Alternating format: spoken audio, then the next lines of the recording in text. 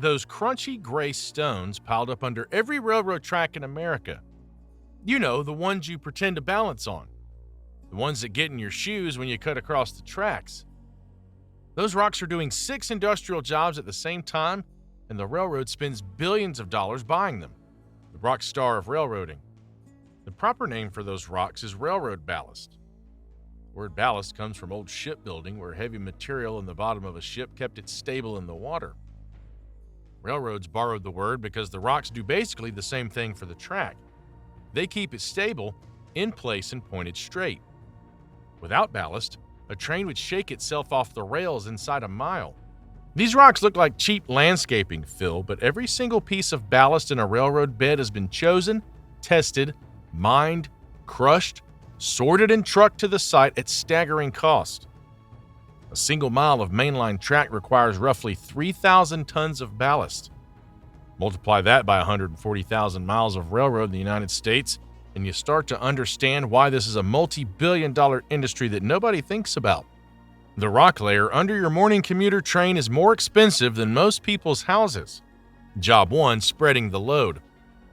When a train rolls over a section of track, the weight of the train passes through the wheels into the rails, through the rails into the ties, and through the ties into the ballast.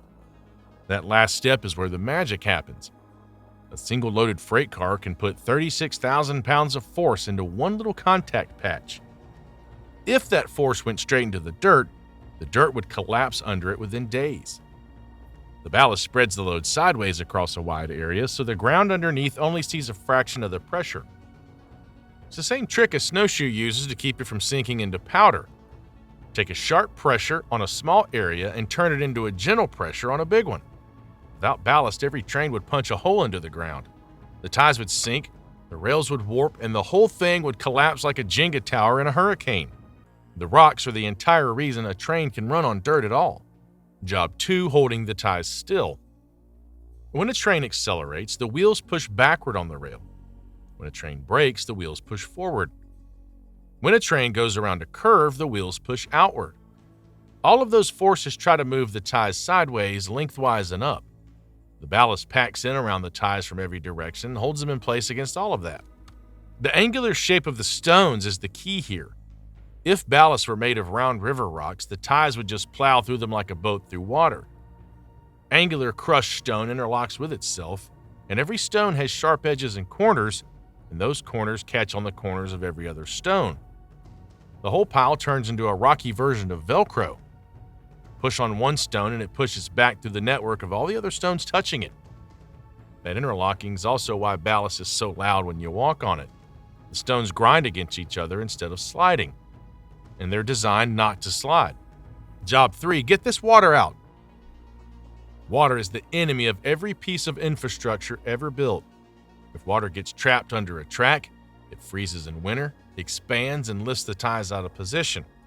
It also softens the dirt below, lets the ties sink, and creates pockets of mud that turn into a swamp every time it rains.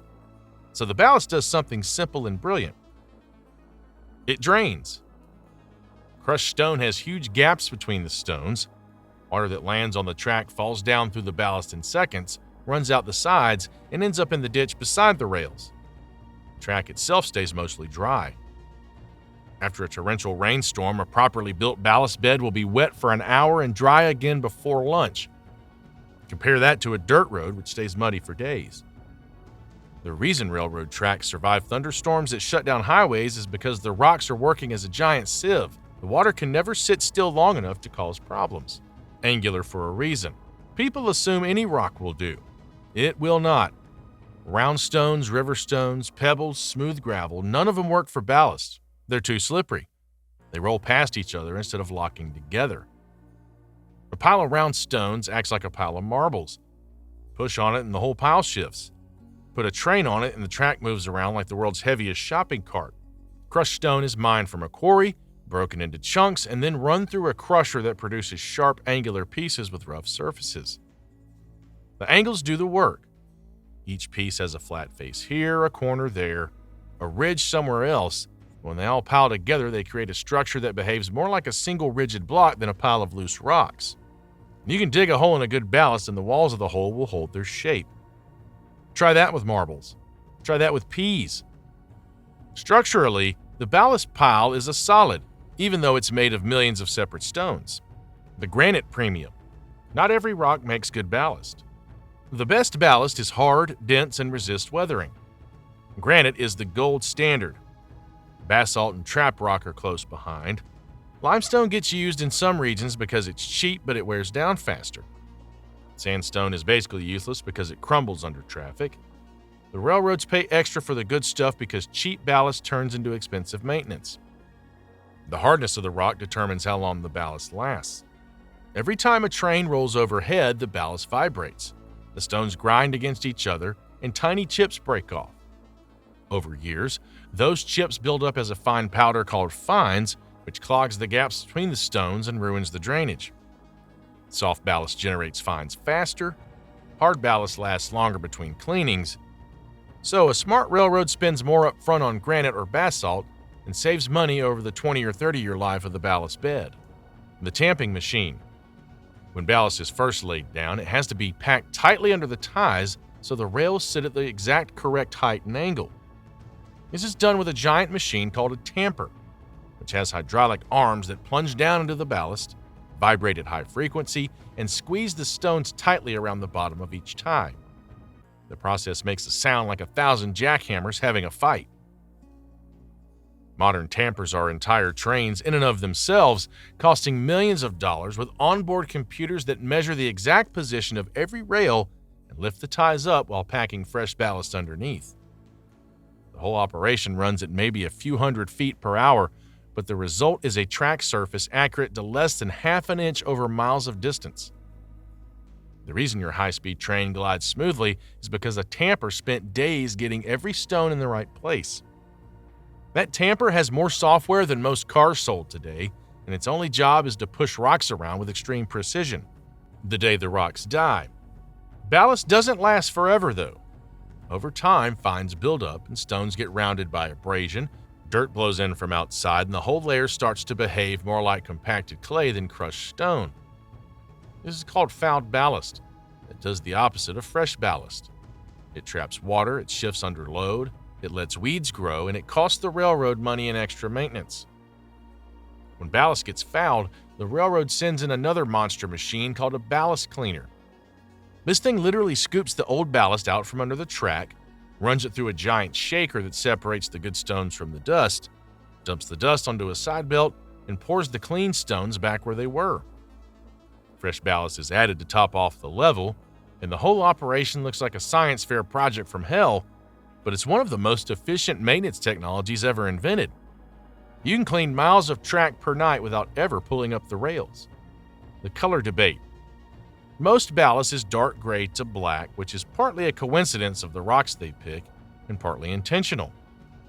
Dark stone absorbs heat better than light stone, and in cold climates, that heat absorption helps keep the rails from getting too cold and contracting too much.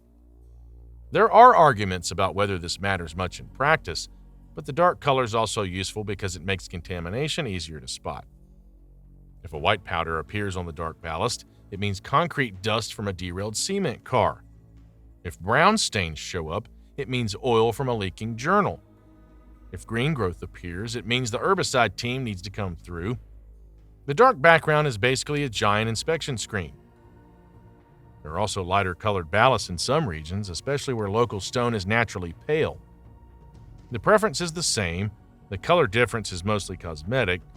The railroad doesn't have a strong aesthetic opinion about it. The railroad has an opinion about which quarry is closer to the job site because trucking rocks is the most expensive part of buying them. The secret layer underneath. People only see the top layer of stones, but there's a whole second layer hiding beneath them called the subballast.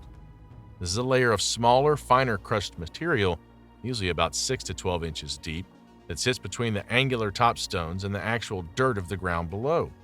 The subballast does two things.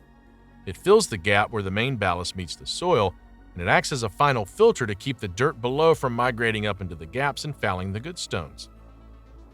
Without a subballast layer, the ground below the ballast eventually creeps up into the cracks between the stones, the drainage clogs, and the whole bed turns into mud after a few seasons.